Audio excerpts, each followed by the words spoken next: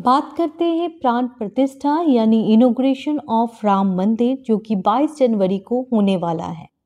हालांकि हमारे prime minister Narendra Modi ने इसका फाउंडेशन स्टोन तो 5 अगस्त को रख दिया था, लेकिन रामलला का मूर्ति स्थापित किया जा रहा है 22 जनवरी को।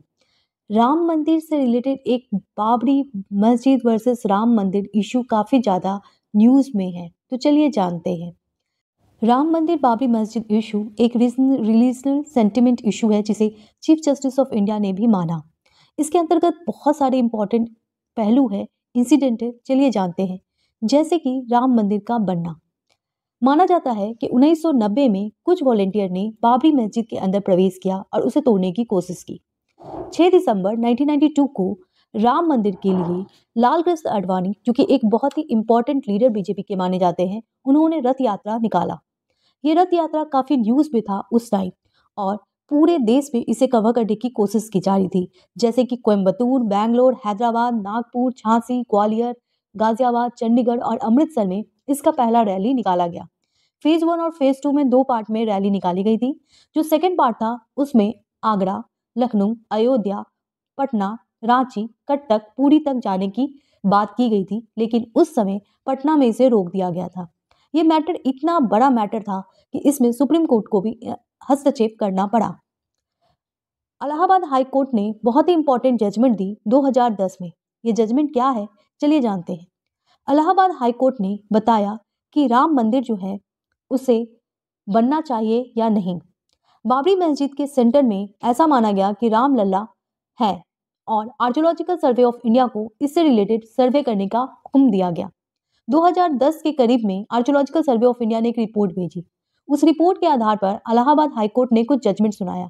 वो जजमेंट काफी मायने रखता है और बताया गया कि बाबरी मस्जिद को 3 भागों में बांटा जाएगा। जो पहला भाग है उसे रामलला के नाम पे राम जन्मभूमि ट्रस्ट को दिया जाएगा। वही दूसरा राम चबूत्र और सीता की रसोई के लिए निर्मोही अखाड़ा को दिया जाएगा और कुछ पार्ट सुन्नी सेंट्रल वक्फ बोर्ड को दिया जाएगा। ये इशू काफी इंपॉर्टेंट था और काफी दिन से बवाल चल रहा था। 2019 में एक ऐतिहासिक जजमेंट आता है 9 नवंबर 2019 को। ये जजमेंट काफी मायने रखता है क्योंकि ये जजमेंट दिया गया था सुप्रीम कोर्ट के द्वारा। सुप्रीम कोर्ट ने ऑर्डर दिया कि 2.77 एकड़ का जो जमीन है इसे गवर्नमेंट ऑफ इंडिया जो है वो राम जन्मभूमि के नाम पे बना सकता है। ये जजमेंट इलाहाबाद हाई कोर्ट के अगेंस्ट था क्योंकि इलाहाबाद हाई कोर्ट ने इसे 3 भागों में बांटने की बात की गई थी, लेकिन जो 2019 में सुप्रीम कोर्ट ने ऑर्डर दिया कि इस पूरे एरिया को 2.77 एकड़ का जो एरिया है वो राम जन्मभूमि यानी कि राम मंदिर के लिए डिवोटेड है और सुन्नी वक्फ बोर्ड को दूसरे प्लेस में उत्तर प्रदेश में ही 5 एकड़ का जमीन दिया जाएगा। ये मुद्दा काफी अहम है, तो आपके एग्जाम में कुछ इंपॉर्टेंट क्वेश्चंस आ सकते हैं। राम जन्मभूमि ट्रस्ट के हेड कौन है, तो वो है नृत्य गोपाल दास, जिन्होंने अभी हाल में इनविटेशन दिया है राम मंदिर आने के लिए। और अगर हम देखते हैं इसका फाउंडेशन स्टोन यानी इसका आधारशिला कब रखा गया था, तो 5 अगस्त को प्राइम मिनिस्टर नरेंद्र मोदी के द्वारा 2023 में इसका आधारशिला रखा गया था और अभी हाल में रामलला की मूर्ति को स्थापित किया जाएगा। चलिए जानते हैं राम मंदिर के बारे में। तो राम मंदिर को आर्किटेक्ट किसने किया था, तो देखिए राम मंदिर को आर्किटेक्ट किया गया था चंद्रकांत संपूरा के द्वारा। चंद्रकांत संपूरा ने राम मंदिर को आर्किटेक्ट किया था। ये बहुत ही बड़े आर्किटेक्ट हैं।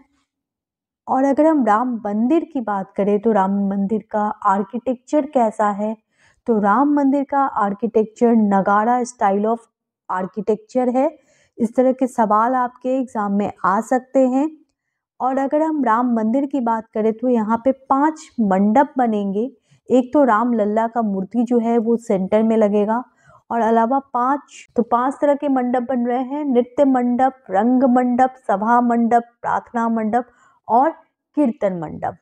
अगर हम बात करते हैं राम मंदिर की, तो राम मंदिर जो है वो लाल पत्थर से बनाया गया है, रेड सैंडस्टोन से।